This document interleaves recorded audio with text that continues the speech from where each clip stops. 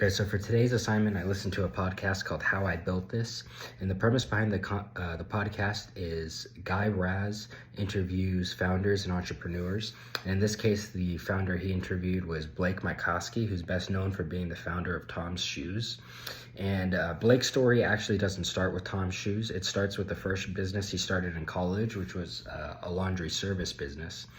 And something I found interesting is, according to Blake, the success in his early laundry business wasn't marketing to his fellow college students. It was actually marketing to their parents.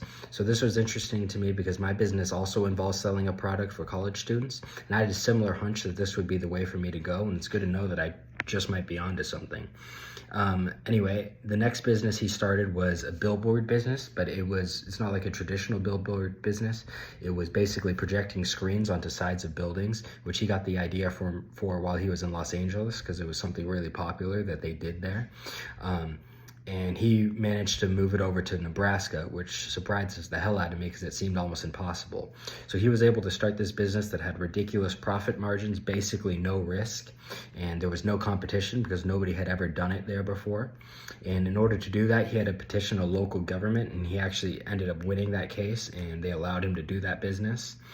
And this brings up the concept from class lean startup, which is starting a business with next to no capital or next to no risk. In this case, he put up very little capital for this business because he would basically sign contracts with building owners, and he would pay them a percentage of the ad revenue.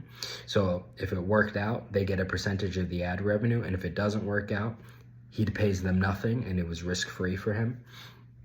Okay, and then the next business he started after the billboard business is he went on to take part in a reality TV show, which was an interesting story.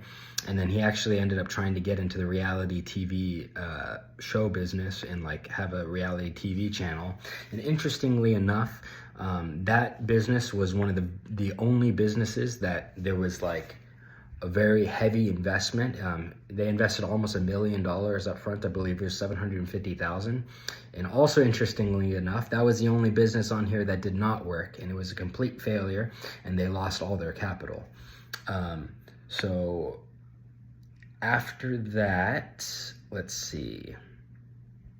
After that is when he went on to, he ended up, and I believe it was Argentina, which is where he got the idea for Tom's Shoes.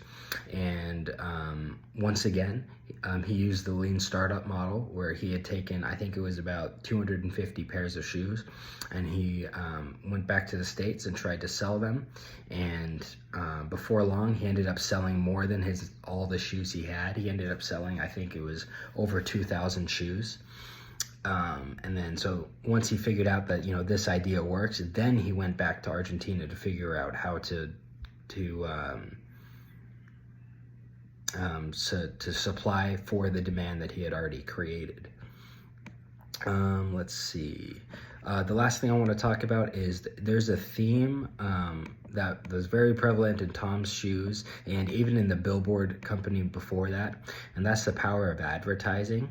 So in this case, when he came back to the States with his shoes, he had an appearance in a magazine. I can't remember what the name of that magazine was, but that magazine led to a connection with Vogue magazine, and he ended up getting in Vogue magazine, which caused a massive boost in sales for Tom's, which eventually led to an opportunity to work with AT&T, and he ended up doing an advertisement with AT&T, and that advertisement completely changed the game, and it turned the company into just an idea to a $1 billion business, and made it the fastest growing shoe company in the whole world.